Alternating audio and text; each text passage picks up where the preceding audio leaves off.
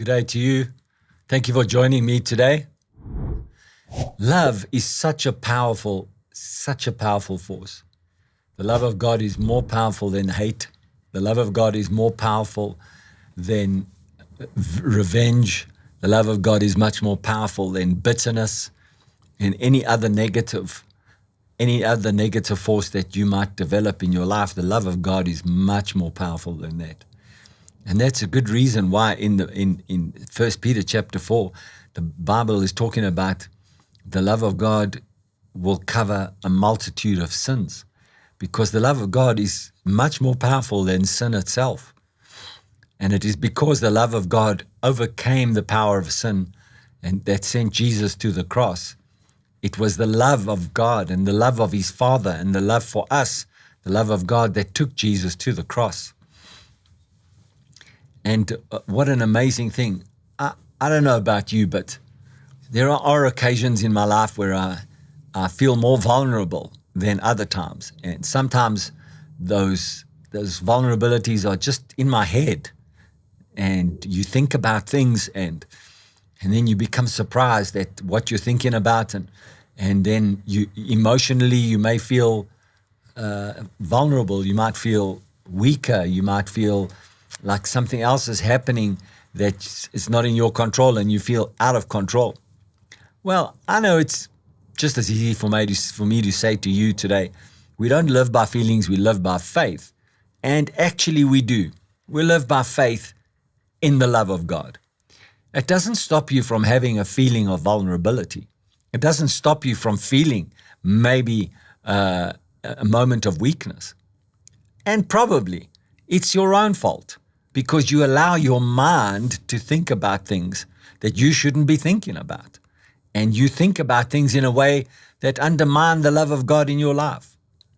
But thank God that his love does cover a multitude of sins.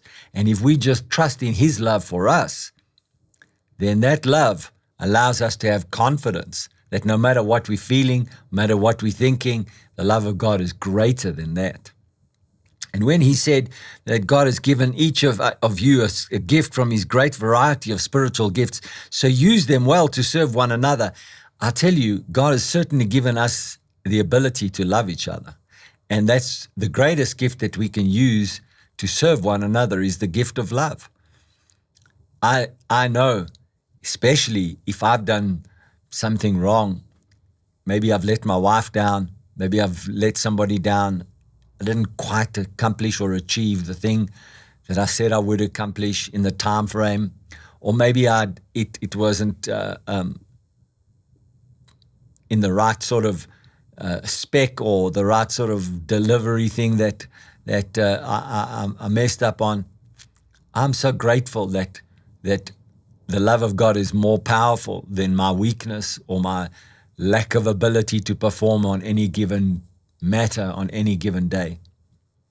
Yeah, I know you can have a conversation about if you have a standard of excellence and you have quality standards, that nothing, you shouldn't ever experience that.